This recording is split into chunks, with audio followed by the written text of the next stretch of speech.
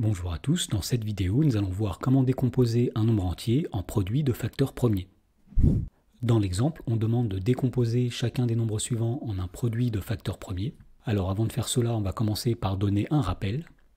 Alors la première chose que nous allons rappeler, c'est que tout nombre entier supérieur ou égal à 2 peut être décomposé en un produit de nombres premiers.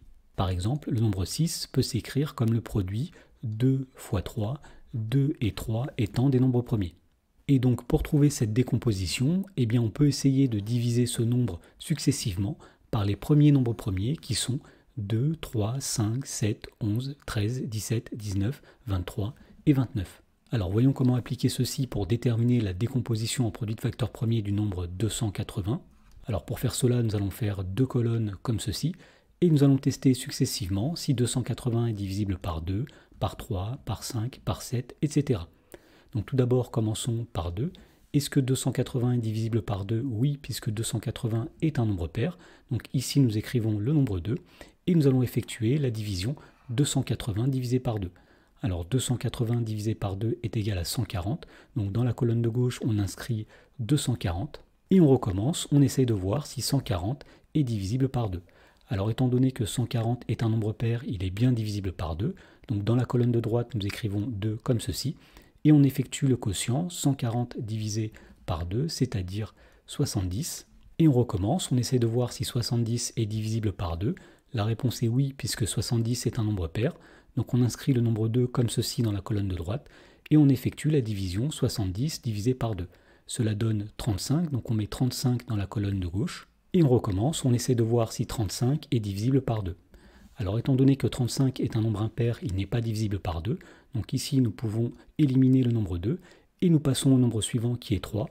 On essaie de voir si 35 est divisible par 3. Alors on rappelle qu'un nombre est divisible par 3 si la somme de ses chiffres est elle-même divisible par 3. 3 plus 5 est égal à 8, mais 8 n'est pas divisible par 3. On en déduit que 35 n'est pas divisible par 3, donc on peut éliminer 3 et passer au nombre premier suivant qui est 5. Donc on essaie de voir si 35 est divisible par 5. La réponse est oui, puisque 35 est dans la table de 5. Donc on met le nombre 5 comme ceci, et on calcule 35 divisé par 5, c'est-à-dire 7. Et donc on recommence, on essaie de voir si 7 est divisible par 5, donc la réponse est non. On peut donc éliminer le nombre 5, et on passe au nombre premier suivant qui est 7. Est-ce que 7 est divisible par 7? La réponse est oui, puisque 7 est égal à 7 fois 1. Et donc on met 7 dans la colonne de droite, et dans la colonne de gauche, on va mettre le résultat du quotient 7 divisé par 7, c'est-à-dire 1. Voilà, et puisqu'on a atteint le nombre 1, on peut s'arrêter ici, et nous avons à droite la décomposition en produit de facteurs premiers du nombre 280. Autrement dit, le nombre 280 est égal à 2 multiplié par 2, multiplié par 2, multiplié par 5, multiplié par 7. Et donc on voit qu'on a bien écrit le nombre 280 comme un produit de nombres qui sont tous des nombres premiers. Alors une petite remarque, parfois on écrit cette décomposition en produit de facteurs premiers en regroupant les facteurs premiers qui sont identiques. Ici nous avons 2 fois 2 fois 2, c'est-à-dire 2 puissance 3, multiplié par 5, multiplié par 7. Dans la question B, on nous demande de décomposer le nombre 7644 comme un produit de facteurs premiers. Alors pour faire cela, on va faire encore une fois deux colonnes, et on va essayer de voir successivement si 7644 est divisible par 2, 3, 5, etc. Alors commençons par 2. Est-ce que 7644 est divisible par 2? La réponse est oui, puisque 7644 est un nombre pair. Donc ici, nous inscrivons le nombre 2. Et avec une calculatrice, par exemple, on calcule 7644 divisé par 2.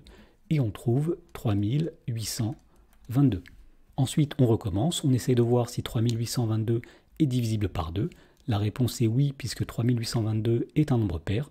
Donc on inscrit le nombre 2 dans la colonne de droite. Et dans la colonne de gauche, on calcule 3822 divisé par 2 et on trouve avec une calculatrice 1911. Ensuite, on recommence, on essaie de voir si 1911 est divisible par 2. La réponse est non puisque 1911 est un nombre impair, donc on peut éliminer le nombre 2 et on passe au nombre premier suivant qui est 3.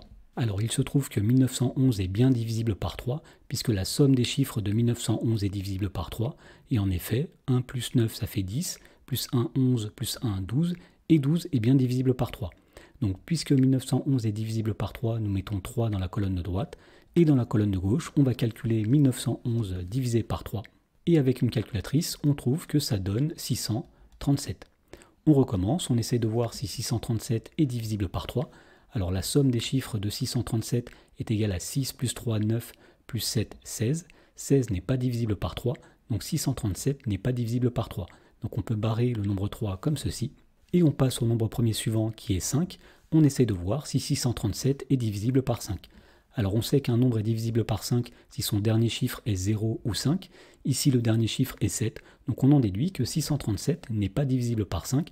Donc ici nous pouvons barrer 5. On essaye de voir maintenant si 637 est divisible par 7. Alors pour le savoir, on peut utiliser une calculatrice. On tape 637 divisé par 7 et on voit que le résultat est un nombre entier, ce qui veut dire que 7 est un diviseur de 637. Donc on peut inscrire le nombre 7 dans la colonne de droite, et à gauche on va écrire 637 divisé par 7, et on voit que ce nombre-là est 91. Ensuite on essaye de voir si 91 est divisible par 7, donc pour cela on peut taper 91 divisé par 7 sur une calculatrice. On voit que le résultat est un nombre entier, ce qui veut dire que 91 est bien divisible par 7. Donc on inscrit le nombre 7 dans la colonne de droite. Dans la colonne de gauche, on va écrire 91 divisé par 7, c'est-à-dire 13. Ensuite, on essaye de voir si 13 est divisible par 7. Alors 13 n'est pas dans la table de 7, donc 13 n'est pas divisible par 7. On peut barrer le nombre 7 comme ceci et passer au nombre premier suivant qui est 11. Alors 11 n'est pas un diviseur de 13, puisque 13 n'est pas dans la table de 11.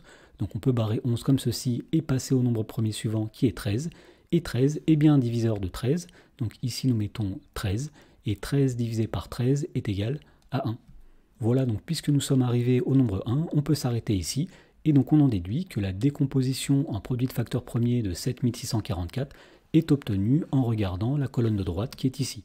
Autrement dit, 7644 est égal à 2 multiplié par 2, multiplié par 3, multiplié par 7, multiplié par 7, multiplié par 13.